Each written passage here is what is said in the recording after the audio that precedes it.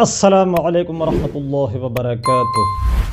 उम्मीद लरम چې ټول مرګري به په خیر عافیت برکت سره د یو هوښیار سړي نه چا تپوس وکړو چې یاره رور ښه دی که دوست ښه دی، نو هغې سړي جواب ورکو چې کاش چې دوست رور شي او رور دوست شي.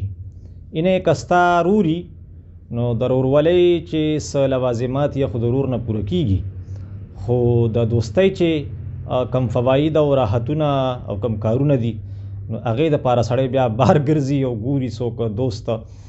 نو که فرض که دقه رور دوست هم شي نو بار ته د وتلو هغه ضرورت نه پیښیږي او د دوستۍ د رورولۍ د دواړو چې کم راحتونه فواید وغیره څه دي حکمتونه نو هغه د هغې رور نه حاصلیږي. او وی کاش چې دوست رور شي، یعنی که فرض که د چا رور نه نو دوست خو لري، دوستۍ چې کم راحتونه او حکمتونه فواید دي نه خو حاصلیږي، خو کاش چې دغه دوست رور شي نو د دقه یو کس نه به مطلب دا دی چې بیا د رورولۍ د دوستۍ ټول حکمتونه فواید او راحتونه او تقویتونه حکمتونه به ترې حاصلیږي.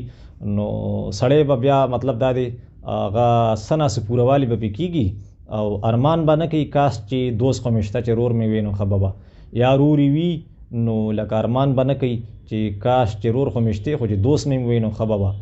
نو دا یو حکمت دی په دې کې کاش چې وي رور دوست شي یا دوست څه شي، که د چا دوست وي روري نه چې دا رور شي.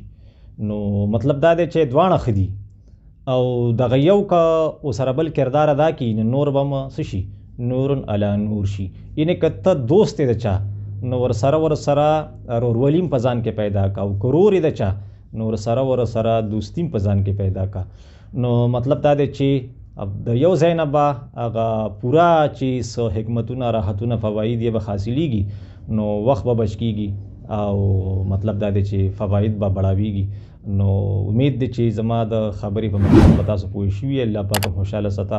السلام علیکم ورحمت الله وبرکاته.